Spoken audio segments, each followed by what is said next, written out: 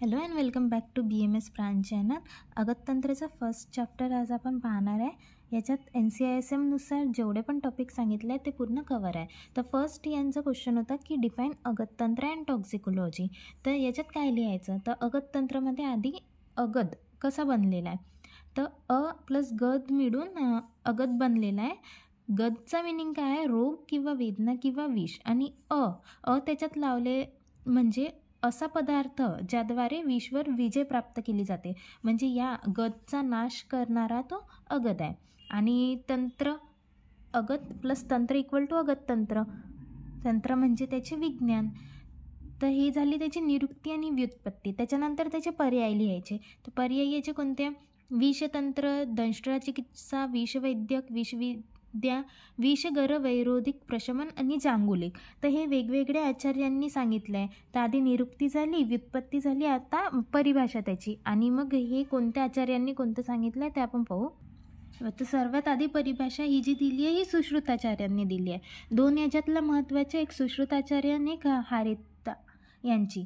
तर अगततंत्र नाम सर्प, कीट, लुता, मूषिका आदी दष्ट विष व्यंजनार्थ विविध विष संयोग उपशमनार्थ च, म्हणजे जेवढे पण विषारी प्राणी आहे आणि त्यांच्या दंशाने वगैरे केलेले जे लक्षणे होतात आणि त्या लक्षणामुळे उत्पन्न जे, म्हणजे त्या दंशामुळे उत्पन्न जे लक्षण आहे त्या लक्षणावर कोणती चिकित्सा करायची वगैरे काय करायचं, हे ज्याच्यात सांगितलं आहे ते आहे अगततंत्र. अगततंत्र हे अष्टांग आयुर्वेदमधली एक शाखा आहे.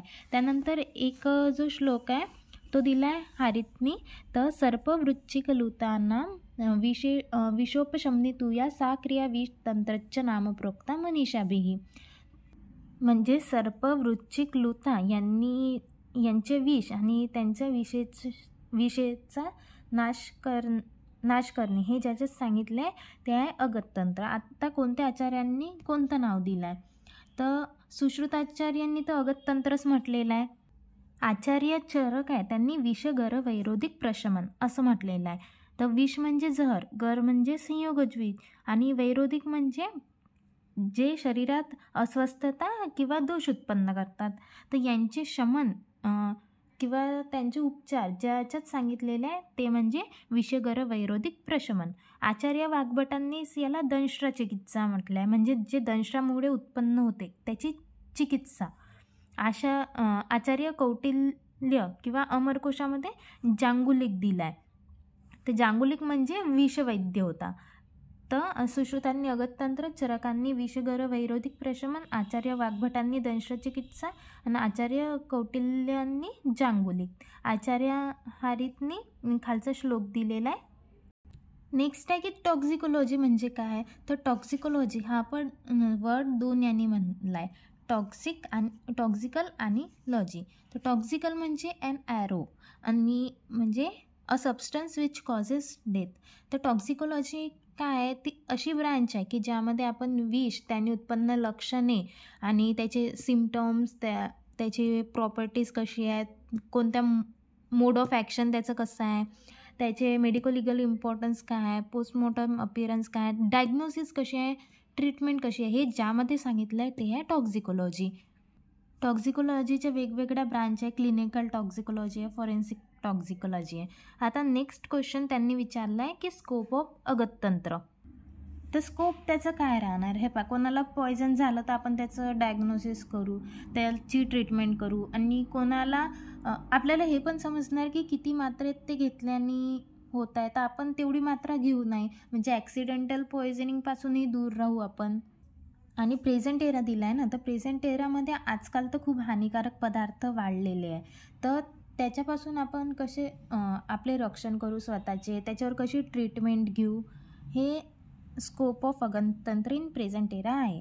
तर हे protection of healthy individual from poisoning, management of individual affected with poison इथे दिलेलं आहे. त्याच्यानंतर त्यांनी विचारलं होतं की डेफिनेशन ऑफ विष अँड पॉयझन. तर विष हा विष प्लस क प्रत्यय या मिळून बनलेला आहे. त्याचा मिनिंग आहे व्याप्त होणे, म्हणजे जो शरीरात शीघ्रतेने व्याप्त होतो त्याला विष म्हणतात. विष हे सर्व प्राण्यांमध्ये विषान्नता किंवा दुःख उत्पन्न करणारे असे पदार्थ आहे. विषाची ही परिभाषा इम्पॉर्टंट आहे. त्याची व्याख्या: देहं प्रविश्य यत द्रव्यं दूषयित्वा रसादिकान् स्वास्थ्यं प्राणहरं च स्यात् तद द्रव्यं विषम उच्यते. म्हणजे देहात प्रवेश करून जे रसादिकांना वगैरे, त्या धातूंना वगैरे दूषित करतात आणि प्राणहरण करतात, त्यांना विष असे म्हणतात. त्याचे सुश्रुताचार्यांनी 7वेक सांगितलं आहे, चरकाचार्यांनी 8वेक सांगितलं आहे. त्याचे 10 गुण आहे आणि 24 चिकित्सा उपक्रम आहे. विषाचे पर्याय काय आहे? तर गरल आहे, गर आहे, गद आहे, विषाद आहे, रस आहे, हे सर्व त्याचे पर्याय आहे. पॉयझन म्हणजे काय आहे? तर पॉयझन हे पोटस म्हणजे टू ड्रिंक किंवा अ ड्रिंक दॅट कुड हार्म ऑर किल यापासून बनलेला आहे. पॉयझनची डेफिनेशन काय आहे? म्हणजे असा पदार्थ जो कोणत्या रूटनी घेतला, किती मात्रेत घेतला आणि ते घेतल्यावर जो लिव्हिंग ऑर्गॅनिझमवर हार्मफुल इफेक्ट शो करणार, त्याला पॉयझन म्हणतात. नेक्स्ट त्यांनी विचारलं आहे की विषाचे गुण कोणते आहे? तर चरकाचार्यानुसार हे पहा: लघु वृक्षम आशु विषदम व्यवायी तीक्ष्णम विकासी सूक्ष्म च उष्णम अनिर्देश्य रसम दशगुणमुक्तम विषम तज्ञे. हा श्लोक पण इम्पॉर्टंट आहे. तर विषाचे गुण कोणते आहे? लघु वृक्ष आशु विषद व्यवायी तीक्ष्ण विकासी सूक्ष्म उष्ण अनिर्देश्य रस.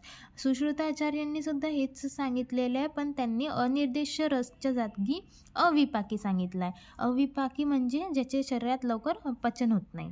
शारंगधरांनी सुद्धा सांगितलं आहे. तर व्यवायीच विकासी स्यात सूक्ष्मम छेदी मेदो वहम आग्नेयम जीवितहरम च योगवाहीम ततस्मृतम विषम. तर यांनी 8 गुण सांगितले आहे. अष्टांग हृदय आणि अष्टांग संग्रह यांनी 11 गुण सांगितलेले आहे. तर नेक्स्ट क्वेश्चन आहे डिफरन्स बिटवीन विष, मद्य आणि ओजगुण. तर जे विषाचे गुण आहे त्याच्या पूर्ण सेम मद्याचे गुण आहे, फक्त जे त्यांचा रस जो आहे, जो अनिर्देश्य रस सांगितला आहे, त्याच्या जागी अम्लरस हा मद्याचा आणि ओजाचे गुण त्याच्याच विपरीत आहे आणि रस मधुर आहे.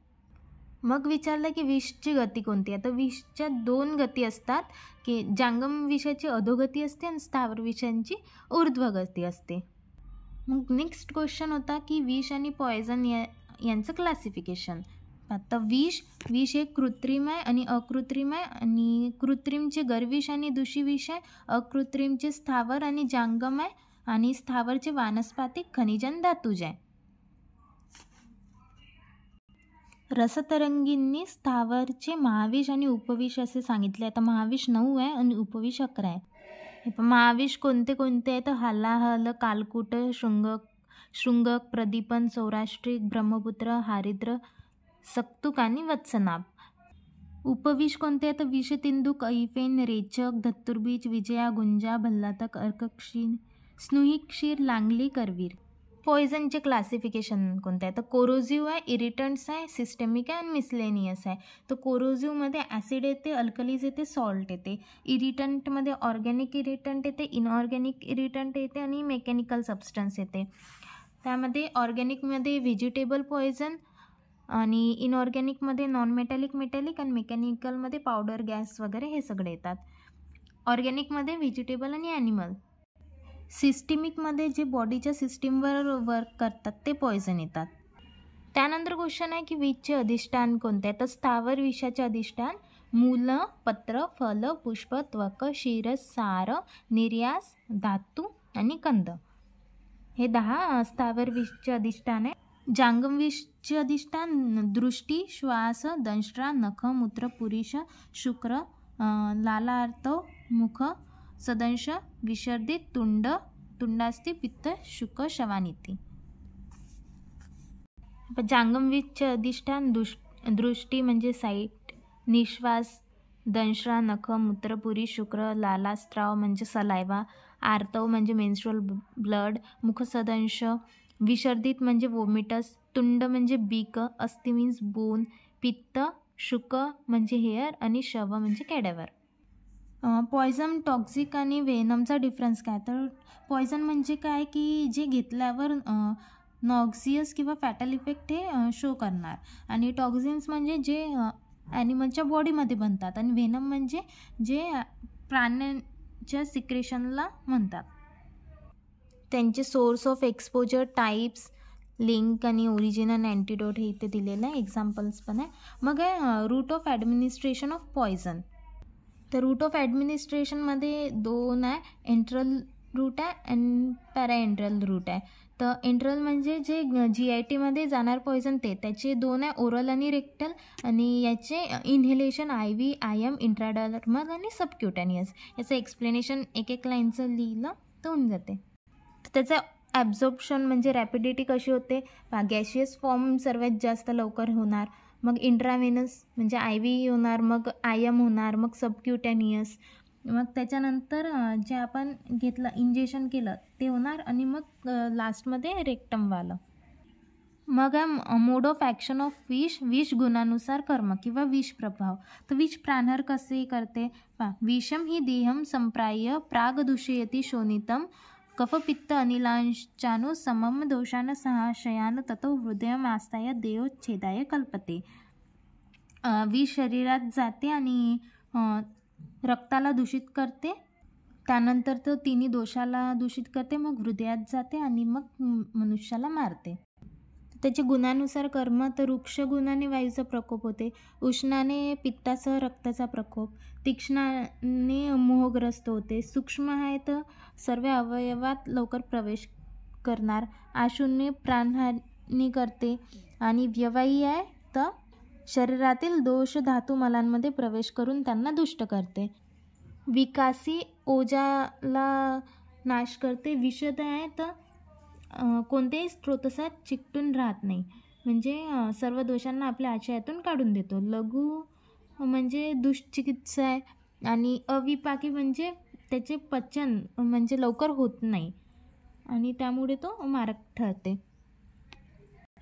नेक्स्ट होतं की टॉक्सिकोकायनेटिक्स एक्सप्लेन करा. तर टॉक्सिकोकायनेटिक्समध्ये काय येणार की बॉडी ड्रग्सवर कोणता इफेक्ट दाखवते, म्हणजे बॉडी ड्रग्ससोबत काय करते. तर ॲब्झॉर्प्शन होते, डिस्ट्रीब्युशन, मेटाबॉलिझम, एक्सक्रिशन. ॲब्झॉर्प्शन तर GITमधून होणार, जर इन्हेल केला आहे तर लंग्समधून होणार किंवा स्किनमधूनही होऊ शकते. मग आहे डिस्ट्रीब्युशन. तर सबस्टन्स घेतले स्किनमधून असलं तर लिम्फॅटिक सिस्टीममध्ये जाणार, लंग्समधून असलं तर ब्लडमध्ये आणि हार्टमध्ये, आणि जे कॉमन आपल्या GITमध्ये येते